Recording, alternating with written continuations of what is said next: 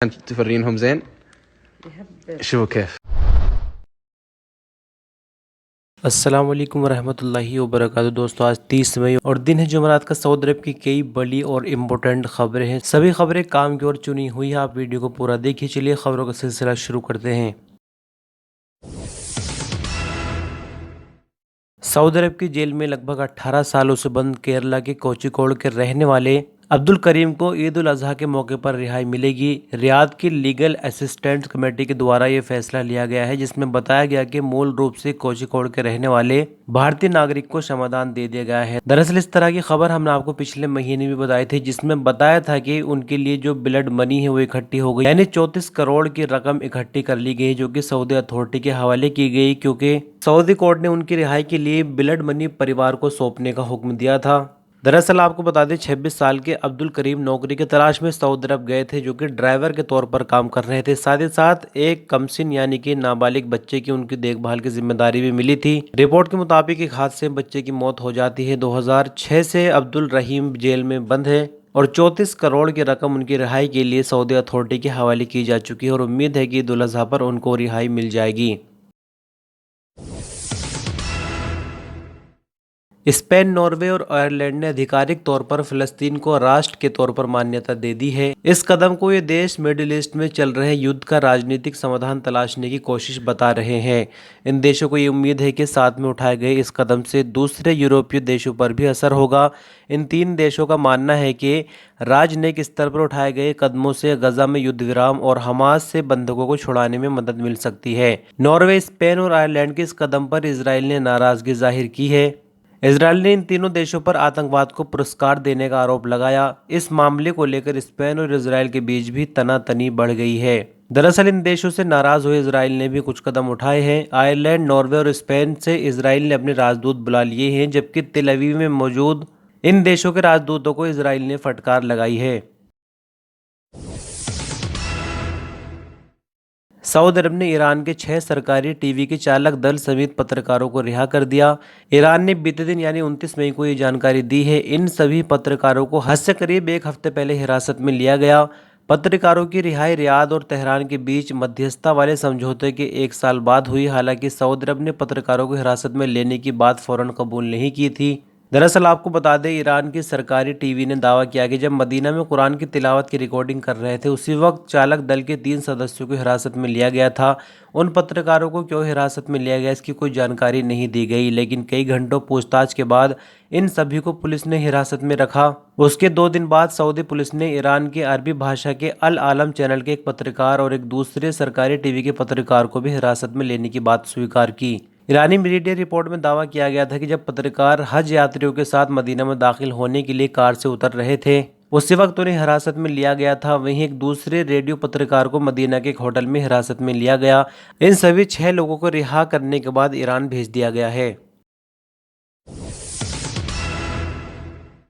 जम्मू कश्मीर हज समिति के एक वरिष्ठ अधिकारी ने बताया कि आज हज कार्यक्रम की आखिरी उड़ान थी और 273 तीर्थ यात्रियों ने पवित्र शहर की यात्रा की। अधिकारी ने आगे बताया कि 7,000 से ज्यादा हज यात्रियों ने पवित्र यात्रा की और 39 ने मुंबई हवाई अड्डे से अपनी यात्रा शुरू की, जबकि 37 बिना महरम के हैं। प्रत्येक उड़ान में 322 हज यात्री शामिल होंगे। अधिकारियों के अनुसार जम्मू कश्मीर से 7,000 से भी ज्यादा हज यात्री मक्का और मदीना की यात्रा कर रहे हैं, जिनमें से लगभग 6800 श्रीनगर से और 500 से अधिक अन्य हवाई अड्डों से जा रहे हैं। सऊदी अरब में सोशल मीडिया पर एक वीडियो वायरल है। बदलते हुए सऊदी अरब की ये तस्वीर है। यहाँ देखिए कि एक बेटा अपनी माँ को एक कीमती नेकलेस गिफ्ट कर रहा है। ये वीडियो अगर यादगारी के तौर पर बनती तो शायद आप तक ना पहुँचती, ना ही हम तक पहुँचती, लेकिन इस वीडियो को बनाया गया, सोशल मीडिया पर अपलोड किया गया, वीडियो वायरल हुई। वीडियो अपलोड करना कोई बड़ी बात नहीं, सभी करते हैं, लेकिन आप ये देखिए कि लिबास किस तरह का है। एक तरफ सऊदी अरब की हम वो तस्वीर देखते हैं जहाँ पर औरतें पूरी तरह से हिजाब में हैं, दूसरी साइड देखिए हिजाब तो खत्म है, साथ ही ये एबनॉर्मल सा व्यू है। आप इसके बारे में क्या कहना चाहेंगे? تفرينهم زين شوفوا كيف ما شاء الله تبارك الله والله صدق جدا جميل. بالنسبة لي أنا عجبني، شو أنا قلت هذا أكيد راح يناسب أمي، الحمد لله طلع كويس. أنا لا والله. إيش مكة؟ إحنا ولا الأغنية ولا كلها؟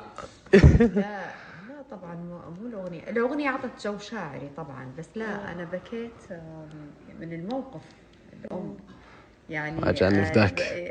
إنه يعني إحنا ما لنا إلا بعض، بس أنا وأنتو ما لنا أحد في هذه أتفق. الدنيا إلا إحنا.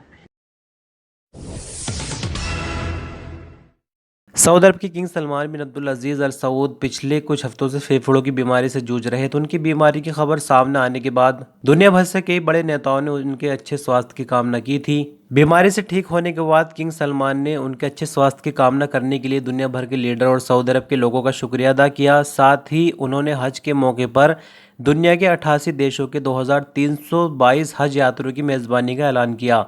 इन ज़ायरीन में सबसे बड़ी तादाद फ़िलिस्तीनियों की होगी। फ़िलिस्तीन जंग में शहीद हुए लोगों के परिवारों, कैदियों और इजराइल की कार्रवाई में घायल हुए 1000 फ़िलिस्तीनी किंग सलमान की मेज़बानी में हज करेंगे। 1300 हज यात्री 88 अलग देशों के नागरिक हैं और 22 उन जुड़वा बच्चों के परिवार के लोग होंगे जिनको ऑपरेशन करके सऊदी अरब में अलग किया गया है।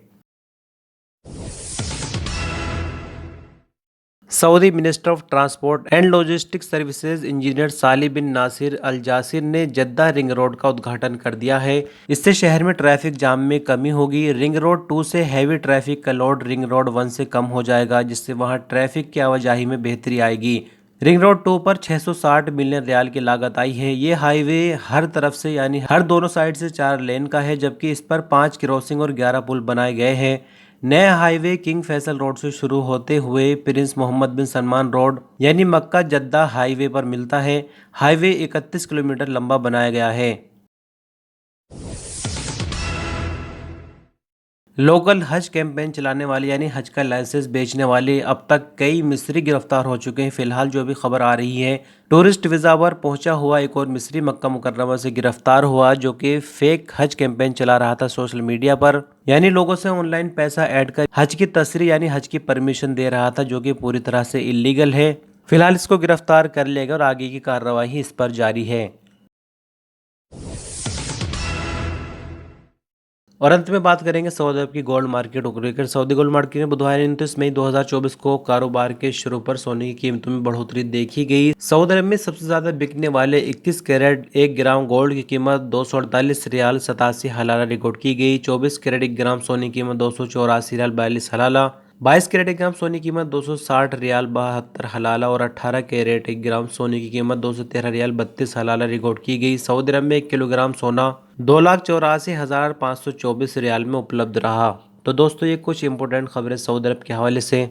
इस पूरी वीडियो के दौरान कौन सी खबर ऐसी थी जो कि हमें शामिल नहीं करनी चाहिए थी, यानी आपको बोरिंग लगी, हमें ज़रूर बताएं ताकि आगे से हम अपनी वीडियो को आपके लिए और बेहतर बना सके। अपना कीमती वक्त देने के लिए शुक्रिया। अपना ख्याल रखिए। अल्लाह हाफिज़।